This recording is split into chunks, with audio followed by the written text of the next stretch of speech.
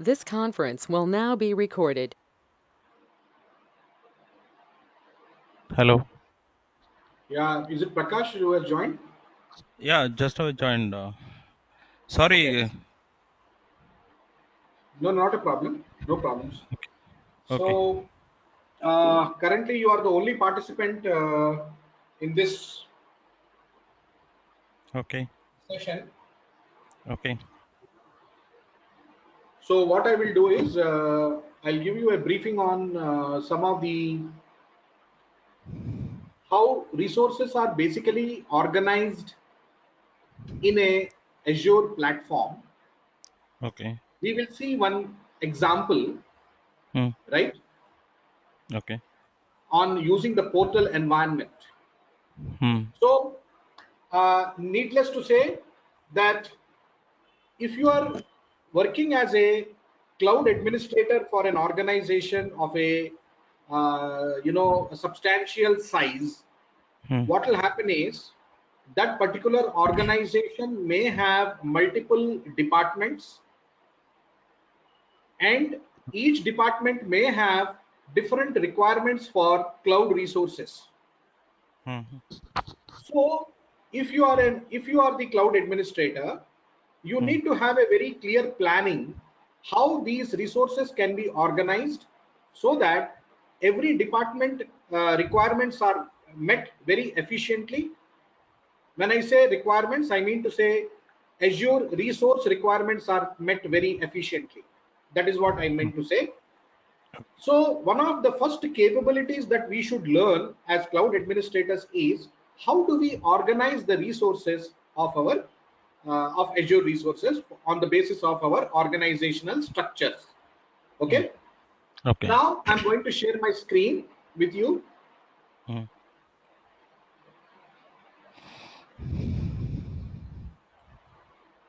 Hope you are able to see this particular screen. Yeah.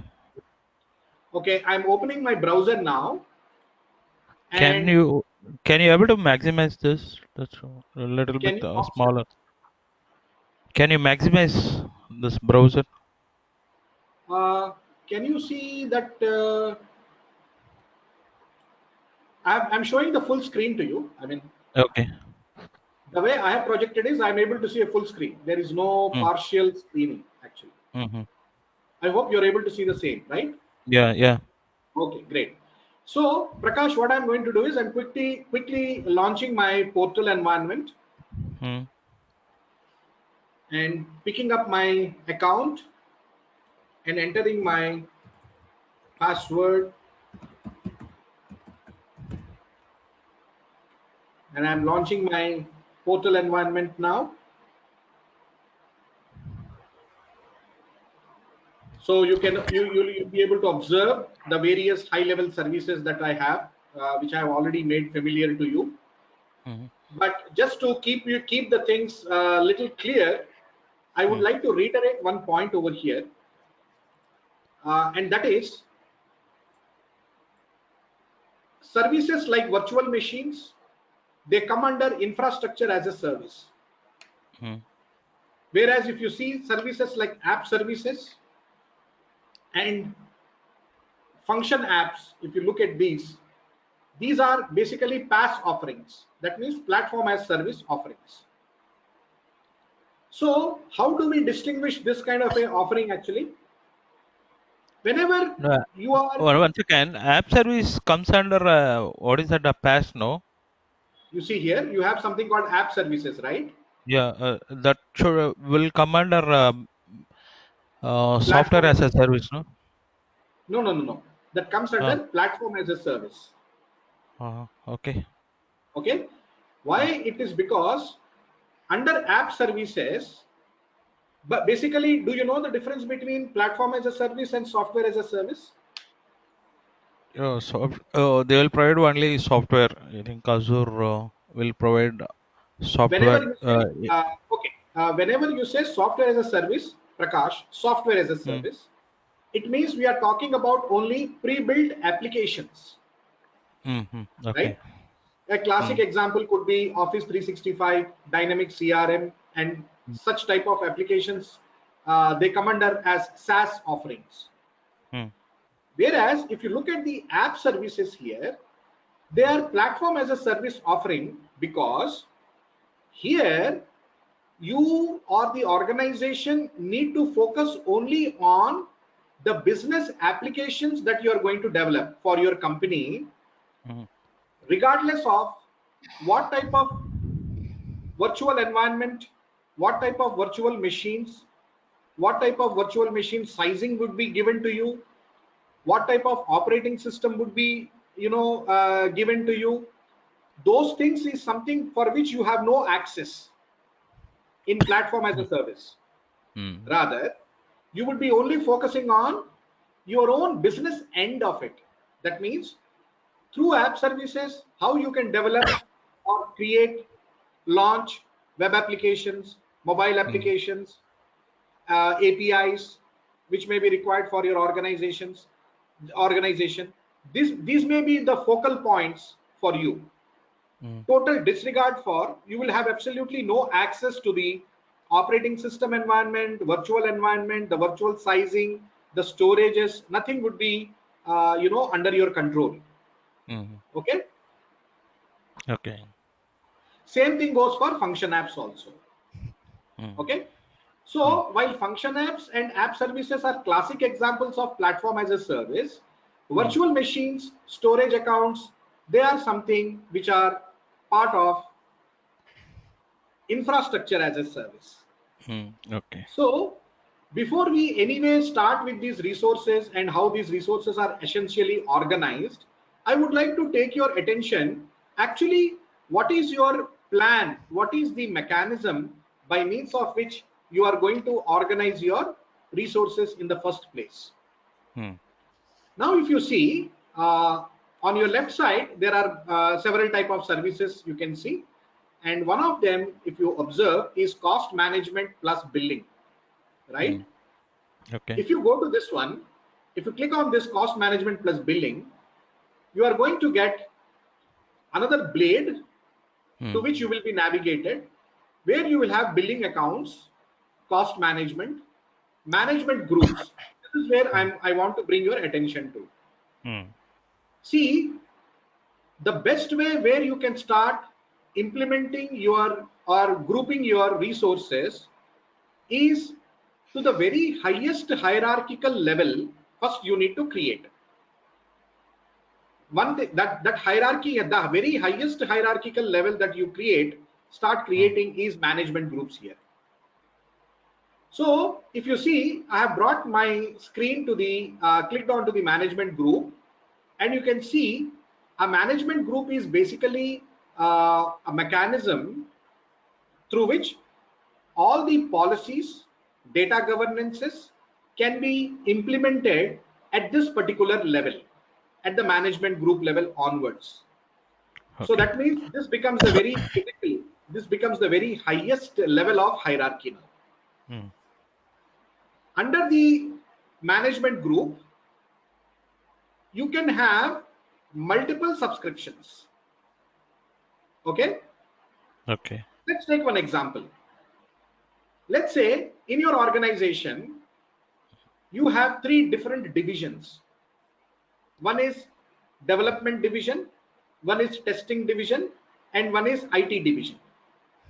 So what you do is, as an administrator, you can start organizing your Azure resources first by creating a management group, the very highest hierarchy. Even you can, the symbol also is very much suggestive of that. You can see here. And under the management group, you will have three divisions now as Hmm. departments: development, testing, and IT. Hmm. For each of these, you can have separate subscriptions now. So Hmm. you may have a different subscription for development, separate subscription for your testing environment, testing division, and a separate subscription for your IT division. This is one of the very common way of organizing the resources. Under each subscription now, you can create one or more resource groups. Okay. Resource groups are basically containers under which all related resources will be bundled or will be packaged. One classic example I can give for a resource group, I think I have been given for, I have already given to you plenty of examples in the previous session also. But just to reiterate that point, a resource group is a container under which resources which have something very common to each other will be grouped together. Let me give you one example. Let us say you are testing about 10 virtual machines on which IIS servers would be installed and configured. When I say IIS, I mean Internet Information Services, which are Microsoft services for configuring web servers. So as a cloud administrator, you have a need for setting up 10 VMs on which 10 web servers will be running. And these 10 web servers will in turn be accessing a backend database server, which is another VM on which you are going to host a database application, typically an SQL DB or MySQL. Now, if you observe, for your testing environment, all these 10 VMs plus database server are related with each other because they have something which common. The best idea here is to put them under one single resource group. Okay. Now, if you look at the hierarchy, first you created a management group. Under the management group, you have something called as a testing. Maybe you can create another subgroup, or you can create a subscription itself, calling it as development subscription. And under the development subscription, you can create a resource group called development resource group or dev resource group. And under the resource group, you will be organizing those 10 resources, which are virtual machines, plus some storage devices which they will require, plus one backend database server which they require, plus maybe one front-end server which they require. All these resources are now individually related with each other and bundled under one single resource group. So you have one second. Can I say a resource group is to maintain the services? Am I right? Yes, in one sense you can say maintain services, but the better way of saying it is a very effective way of managing the resources, administering the resources. Okay. Okay. Suppose, sir, for example, if I take you to all services here, okay? Okay. If you see, since we do not have many services actually, see under that we have not many services if you observe, right? But in a real-time environment, what will happen is, if you open a all services in a typical live environment, you will be able to see n number of services or resources which are created. Now, without resource groups, it would become very difficult for you to recognize which resource is for what purpose. Unless, of course, you have some mechanism of labeling them in a very, very consistent labeling policy, it will be very difficult for you to recognize them. So what is the best way you can organize these resources? The best way you can organize these resources is to go to the resource group now, right? And you can already see some resource groups are existing. If I pick up any resource group now, I will be able to see all the resources under it. Again, since I do not have any resources, I'm not able to see, but I will create one sample environment for you so that you get a very good idea what I'm talking about. Okay, this is going to be my hands-on session right now. So let me switch over to my subscription, or let me switch over to my management group first,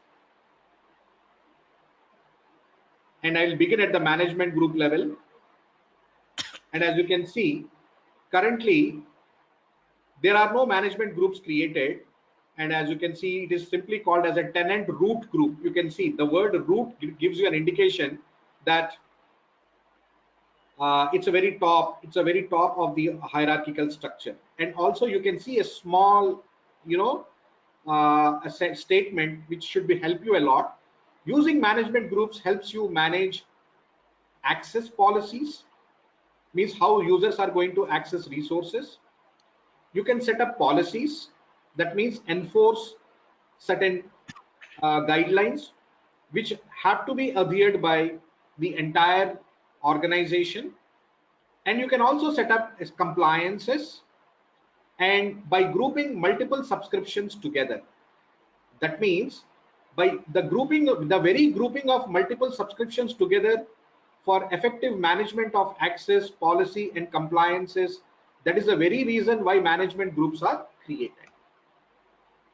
To create a new management group, all you need to do is just click on add here. You will be navigated to a different blade where add a new or existing management group to be a child of tenant root group. So the tenant root group will be the one under which the management group, either you can create a new one or use an existing one. Okay. So you can see management group ID cannot be updated after the creation. So you can see a small information here. The ID is the directory unique identifier for this particular management group. So you can create any you can give any particular ID saying that say MG MT GRP. Okay, and you can see that this name has been accepted over here.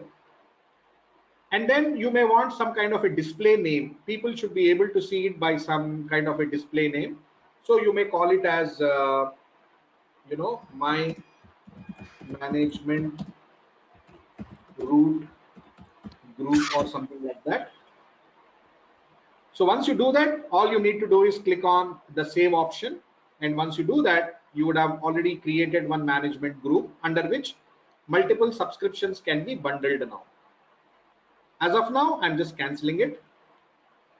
And you will be able to see that my management group also has an automatic subscription under it. Okay. If I click on this particular subscription now, I will be taken to the further details which in the previous session I have shown you. So remember, this demo as a subscription, demo pay as you go subscription is coming under the management groups now. You can see that this is the hierarchy. Okay. And under the subscription, what you're going to do, you are going to create the resource groups now. So let me create one resource group now because subscription is already created. And let me add a new resource group.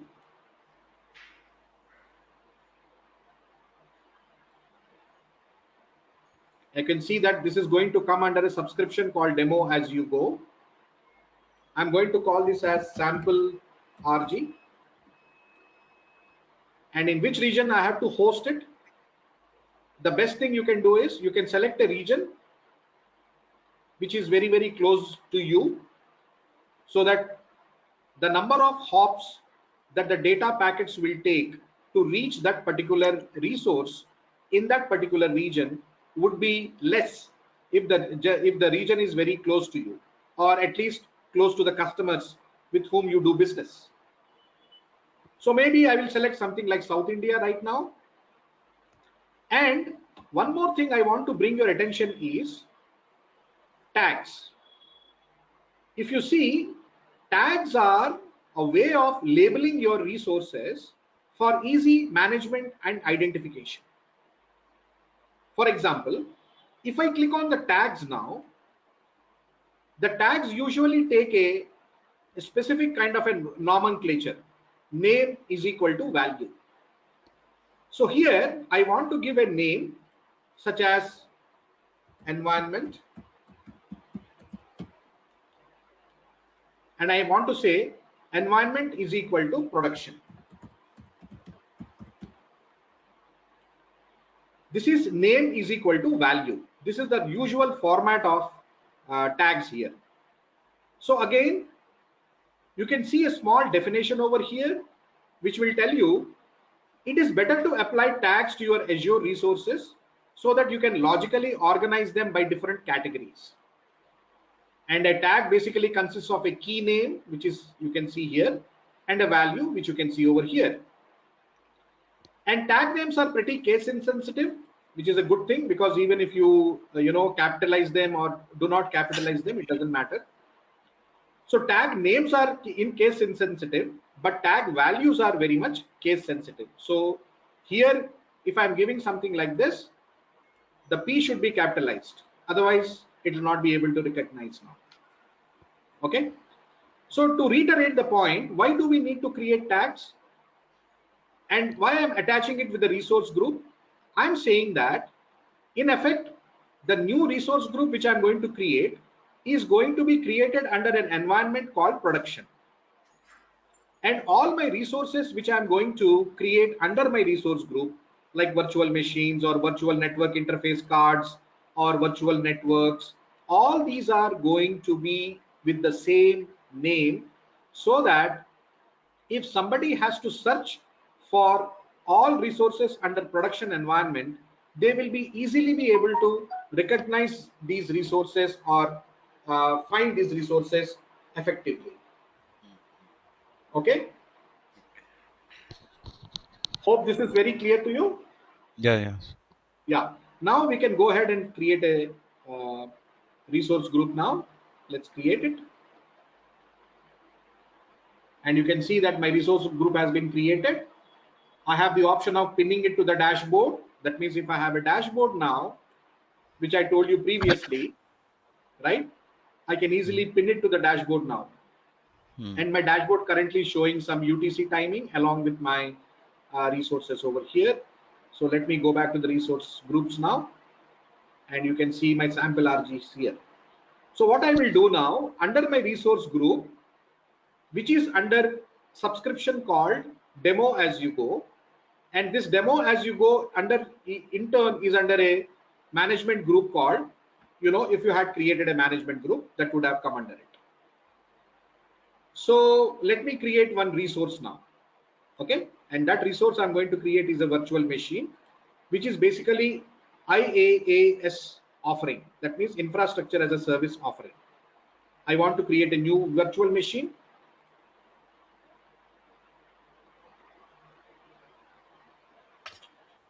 And you can see this virtual machine is going to be created under my subscription, under a resource group called sample RG. Now you can see how the hierarchy is getting built up. And I'm going to give this name as say something like sample VM. And I'm going to create it under the same region which I created my resource group, South India. Now, if you observe, when creating a resource group, when I'm creating a virtual machine, there are three options that I can pick up from under the availability options. It says no infrastructure redundancy required, availability zone, which is currently disabled, and I will tell you why it is disabled, and third option, availability set. The default option is no infrastructure redundancy required. When I select this option, the virtual machine which I'm going to create is going to exist as a standalone machine with no redundancy option given to me.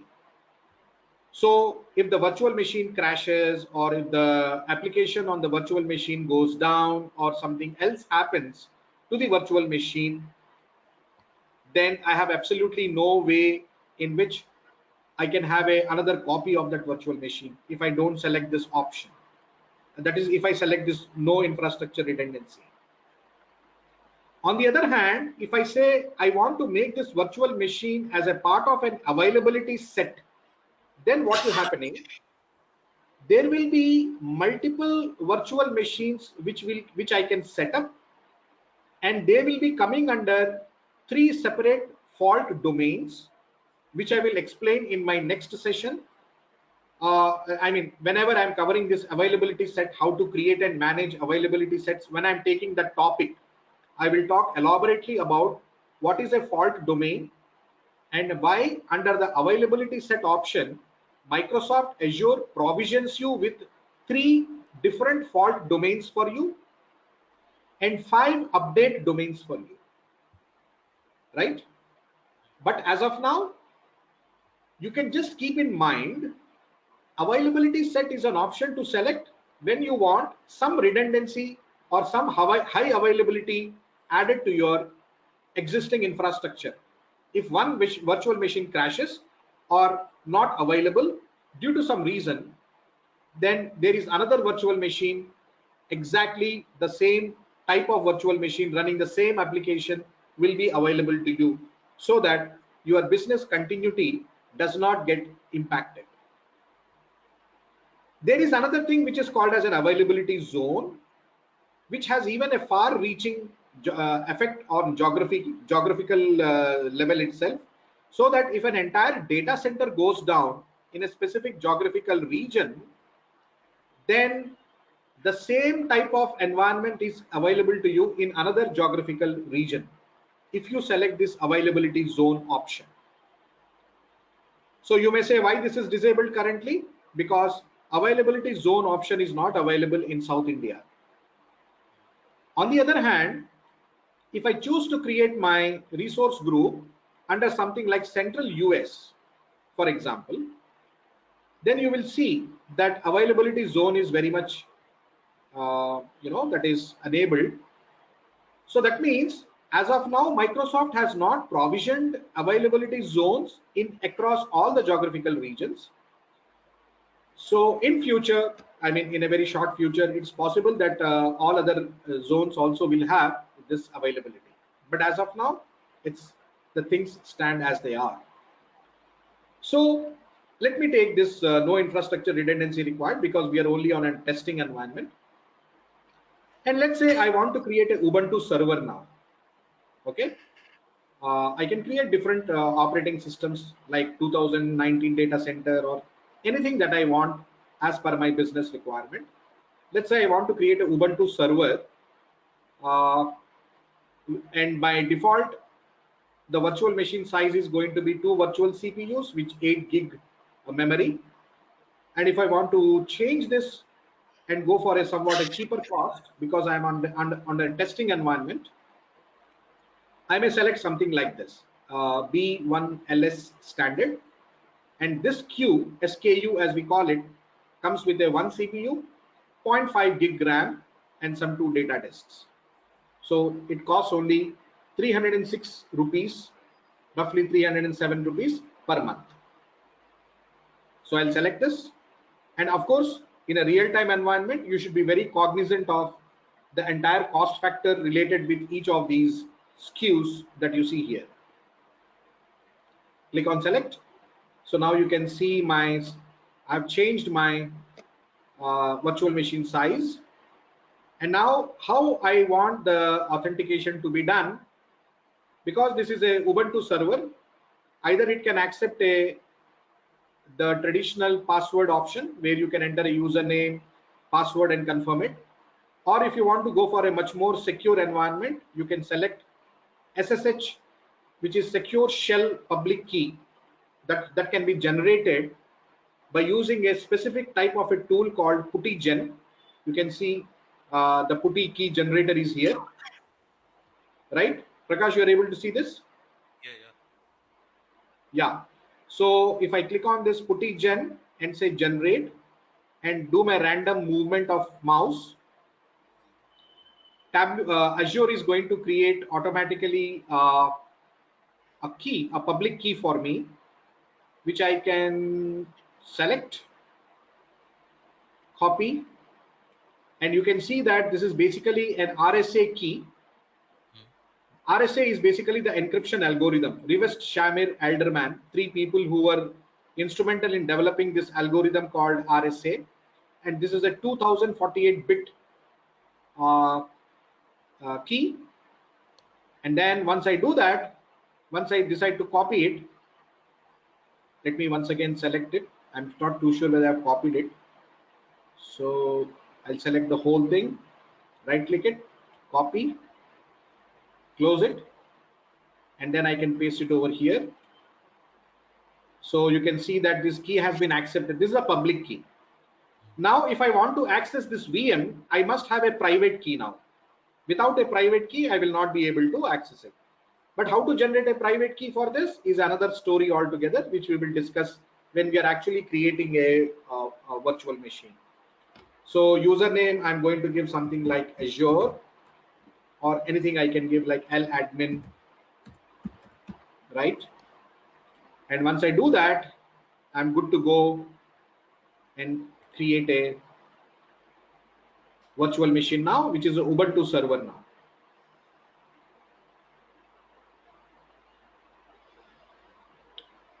So you can see that the validation has passed, and this is basically the product details which I'm going to spin right now, and it is going to cost me only 0.124 paisa per hour, the usage of this size. And I'm going to see whether all other basics that I have selected are correct as per my requirement. And what Azure did is, what Azure has done is, it has automatically created a disk for me, which is a premium solid state device disk, where my operating system is going to be installed. And surprisingly, Azure also has created a sample network for me, right? You can see a sample network along with a subnet, and also a public IP will be generated for me if I require it. And you can see there are other options which Azure has taken by default. Boot diagnostics, whether they should be switched on or switched off, and many other options. And then I'll click on create now. So the construction of my virtual machine is underway. And why this is called as an infrastructure as a service, currently what we are doing, is because Microsoft Azure is provisioning our control up to the operating system level. That means we are able to determine the size of our VM, the operating system image that we require, which region it has to be hosted in. All those things are getting specified from our end itself. Hence, this type of an offering is called infrastructure as a service. And you can observe under this sample VM, along with the sample VM, which is a virtual machine, many other resources are getting created in the background. Okay, and they are all going to come under one single resource group, which is our sample RG resource group. And that sample RG resource group is going to come under a subscription, and that subscription in turn exists under a management group.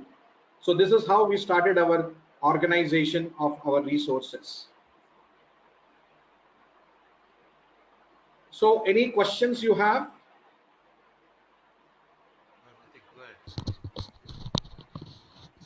Start to do practicing, then only I'll raise the questions. Okay. So how many participants are there? Let me just check it. Okay, as of now, only you are the one, right?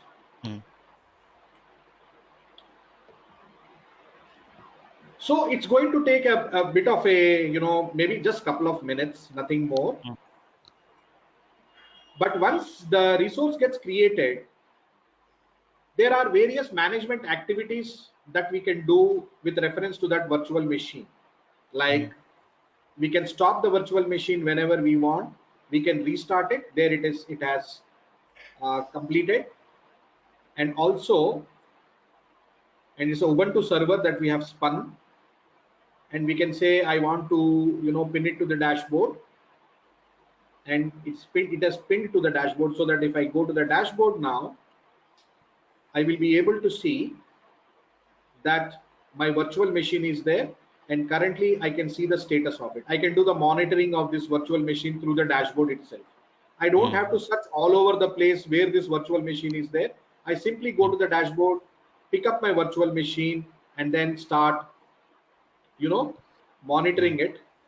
And the moment I click on this virtual machine directly from my dashboard, you can see that I have got a n number of management options. As a cloud administrator, I must be cognizant of, if not all, many of these. I should be able to, do that. So for example, one of the things that I was talking about is tags. So if I click on tags, I want to add a tag to this, and that is environment, and I want to put it in the same production environment. So now that same tag which my resource group has, the same tag has been added to my virtual machine under the resource group. So now it will be easy for me to track these things, do the cost billing. Especially these tags are useful when I want to group them for cost billing, cost purposes, management purposes. Okay. Click Okay. on save so that your tags are saved now. Okay. So once you have done that, you can close this. And if I click on this sample virtual machine, now you can see my resource group has a sample VM under it, and also I can see it as a separate one. And if I go to the tags, I will be able to see the name is equal to value, kind of a nomenclature that I can see now. Okay. Okay. And I can go to the overview. If I go to the overview, I will be able to see several things interesting over here. One thing is I can connect to this VM remotely. That means I can do a remote desktop to this VM. I can start this VM. Currently it is already started, so therefore it is disabled. I can restart it provided it is shut down. I can stop this VM. I can do a capture of this image of this VM. Capturing the image may be useful for me in case of restoring this VM in case of there is any failure. And also I can delete this VM, if I don't want it. If I want to decommission this VM, or if I want to delete it or something like that, I can do it. Mhm. And for security purposes, sometimes the administrators also will apply locks here. Mm. Okay, locks are a mechanism, Prakash, Yeah. where you are securing your resources Mm. from accidental deletions or accidental operations which may Mm. be detrimental to the functioning of that particular resource. For example, if I click on locks, here you will be able to see that a screen is going to pop up,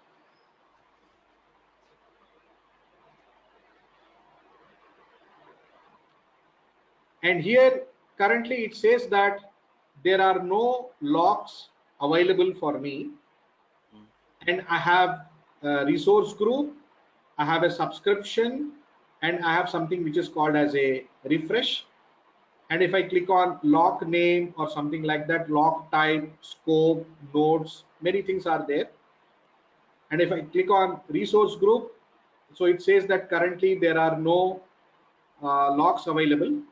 And if I click on subscription, you can see that currently there are no locks available. So application of locks, Prakash, requires that you should have the ownership permission. You should have special privileges in order Mm. to add or remove locks. If you are working with a limited privileges, then you may not be able to create a new lock on this, Mm. right? So locks can be usually applied by administrators who have administrative privileges, or at least you should be the owner of a particular resource for you to do this kind of an activity. Okay, but Okay. to put it in a nutshell, what is the purpose behind locks? Once you apply a lock, you can specify a lock saying that no delete. For example, you are creating a lock with the name no delete. If you apply that lock, if somebody accidentally or deliberately tries to delete this VM, right, then Mm. the person is going to get a message saying that this particular resource cannot be deleted as it has a lock applied on it. Mm. So the only way you can do this is you have to remove the lock, unlock Mm. it, and then only you can delete that particular VM. So this is a pretty useful thing to do. But under the Here, overview, one yeah, second. Here, administrator have full rights. So, what about other users? Where to create or to assign the permissions to? yeah. See, the entire other users who have to, if usually the administrators will be the one who will be managing the resources in a typical environment. Would you agree with Yeah. that? Yes, yes. Right. So it is these people, who will be creating the VMs, spinning them, and applying locks to them. The end users are only the consumers of these resources. Mm, Say, for example, if on this VM, if I install a database application, then the end user will be able to connect to the database and then access the schemas, the tables under them.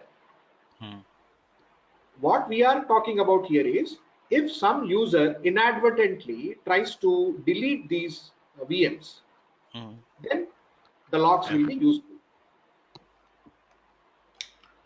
Now, for Moreover, example, yeah, user A, I want to assign permissions.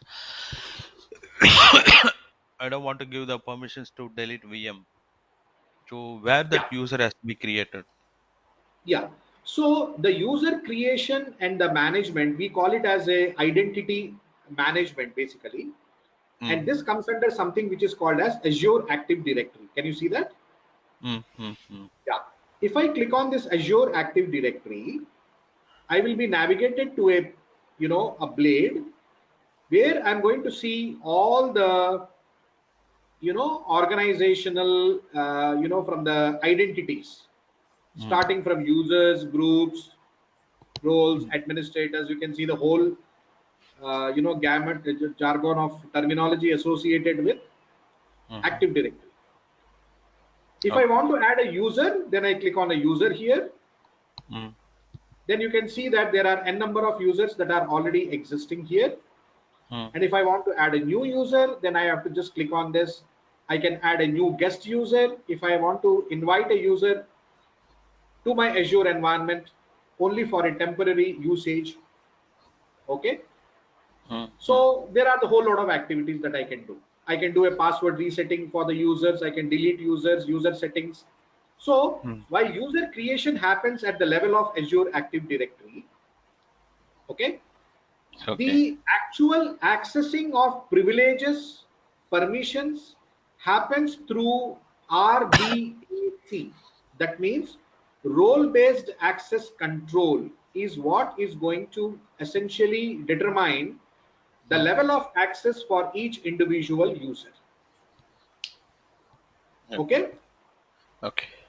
For example, the common practice for administrators is if they want to set certain privileges, they will start assigning the privileges at the level of highest hierarchy.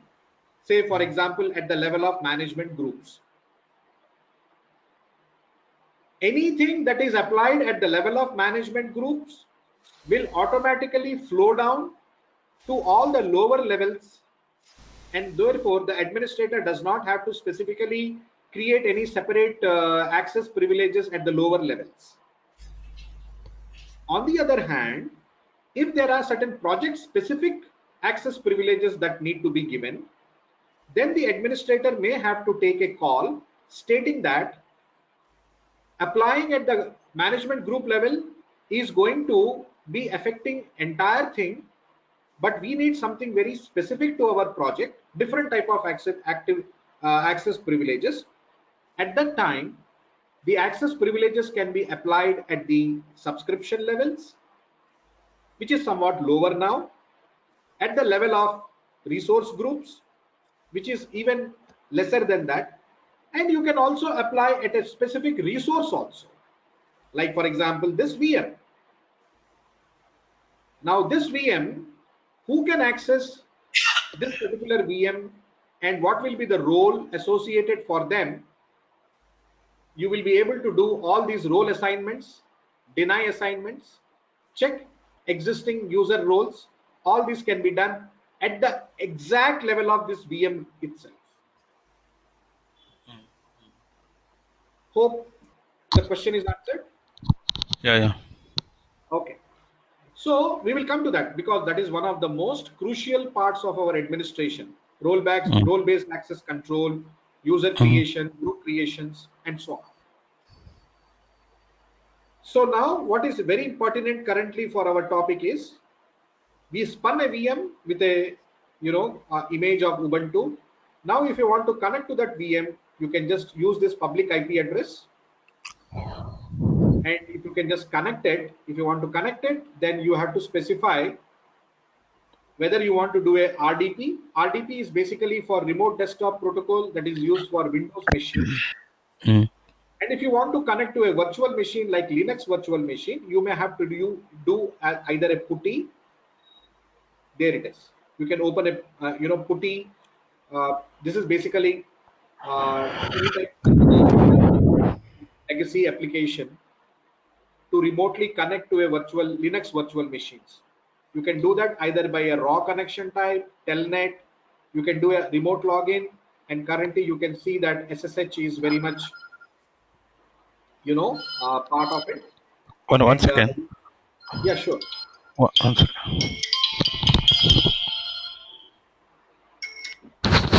Hello, sir. சொல்லுங்க sir. சரிங்க sir. ஆமாம் sir.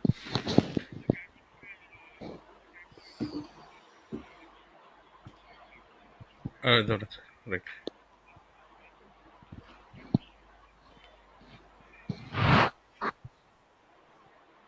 சரிங்க sir. Okay. Right. Yeah, shall we carry on?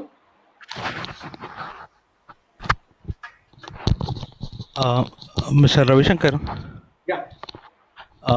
shall we wind up today? We'll continue with tomorrow Sure. No issues. because my Right? boss is We calling will me. continue the discussion in tomorrow's session. No problem. Yeah. Okay, right. Meanwhile, I'll talk to that madam who is calling me. Yeah. Then I'll pay the amount after 10:30. Okay. Sure. You can do Okay. that. No. Right. Okay. Thank Okay. you. Thank you. Okay. Right. Bye.